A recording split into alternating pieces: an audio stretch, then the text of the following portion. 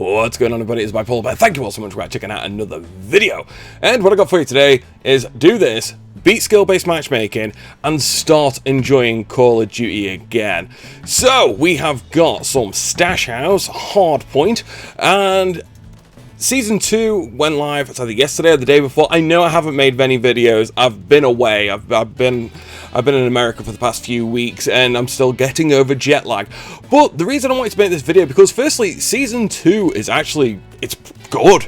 It's really good. Not only has it added a couple of new maps, it's added a couple of new guns, it also added some of the better maps anyway for Modern Warfare 2, and everything it's doing in the multiplayer department is actually, you know what, it's ticking all the boxes for me. But there is still one vegan at the barbecue. Meat is murder. I mean, other than this, like, you know, the health regen's been improved. It seems like movement's been improved. It's just like, you know, it's doing it for me, man. It's lighting my candle. And I do genuinely enjoy the game. What made me come to do this is, like I've said before, I've got a session join video on how to beat skill-based matchmaking, and I implore you to watch that, because I play this game with no skill-based matchmaking whatsoever. I don't use a VPN or anything like that. As you can see behind me, I've got a couple of TVs and a couple of PlayStations and whatnot. Me and the kids play, and therefore I've also got bot accounts as well, which we set up, make lobbies, go in and have fun. And I've also been helping out a few of my friends as well, because, you know, occasionally they'll say to me, oh God, I'm having a really, really bad game. Yes, like, can you set us up, please? Like, yeah, of course I can, no problem. And I was having a session last night, the night before, whenever it was, and me and my kid were playing, and we were having a really, really good time. We were enjoying it. We were doing well. And the other guys, they were online, and I was in party chat with them, and all I heard was rage, frustration, annoyance. And I was like, do you want me to set you up? Like, no, we don't want to. It's cheating. And I'm like, firstly, it's not cheating. All right, it's not. If it was cheating, I'd have been banned by now. Trust me, I'm about 26,000 kills in at this point to about 8,000 deaths. If I was going to get banned, it'd have happened already.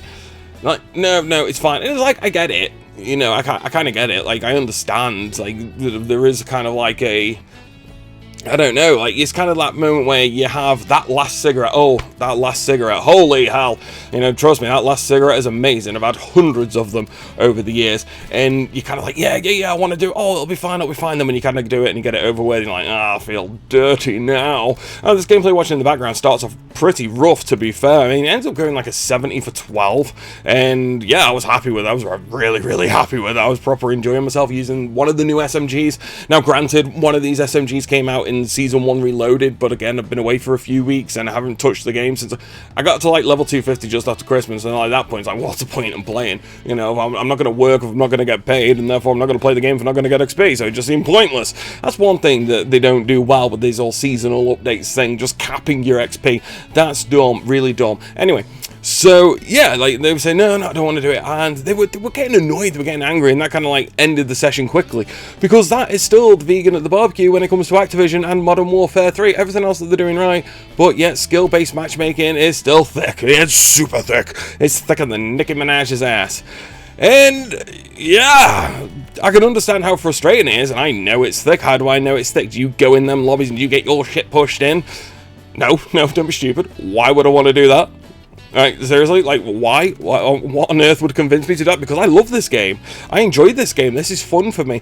Oh, beating up on idiots is fun for you. Yeah, fuck it. Yeah, it is. I'm a session joiner. I make this happen. I make these lobbies happen for me and for my kid as well, because it's fun and I love it. And this is what it should be about. It should just be about hopping online and killing people. That's the whole point. I don't believe in this everyone should be even in level. That's just not how any of this works. And then when Activision did a blog post recently stating how it's not actually all about skill, no, it's about connection first, and it deviates a bit into skill, and then it does this, and then it does that, and it has nothing to do with your purchases, and please do get fucked. Like, do you honestly think that people are idiots? And even said at the end, you know, if people get the shit pushed in too much, then they're just going to move away from the game. So in other words, if, you know, potential new customers, because let's face it, this game isn't aimed at me and you anymore. No, it's aimed at our kids.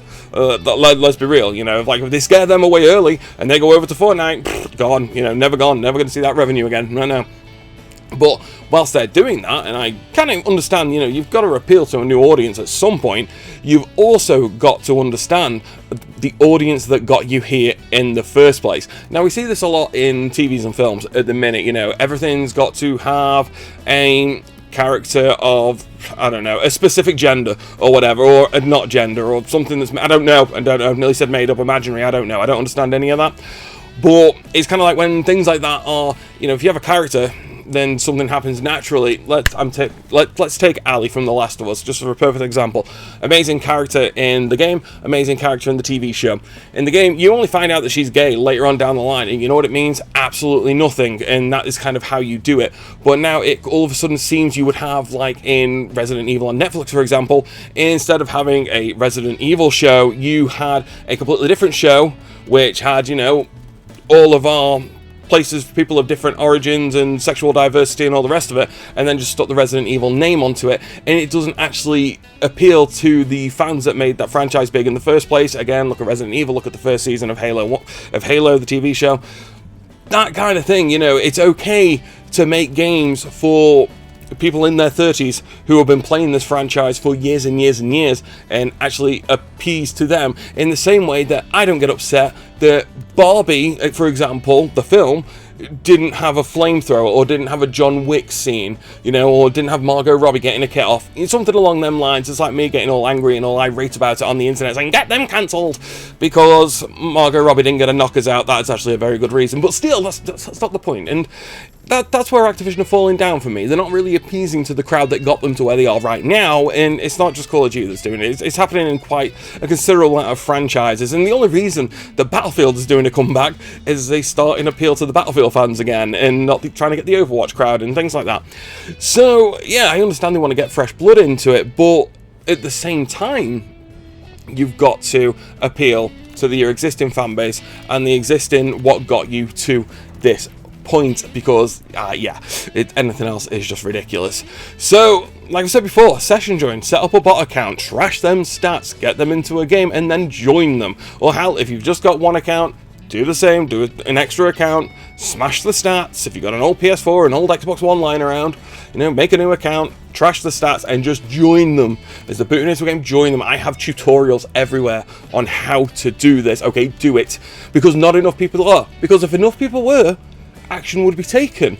And people keep saying that they hate skill-based matchmaking, but instead of actually doing anything about it, they choose to just complain, and ergo, having nowhere near as much fun with the game as what they could and should be.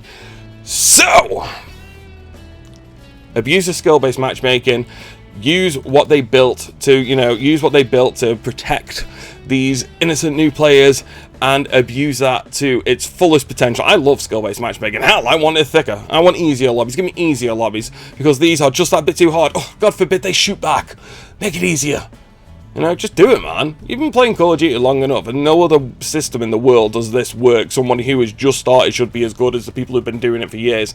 That's just not how it works. So, ergo, turn that shit up on its head, use it against them. They're going to do not a fucking thing about it, and have some fun.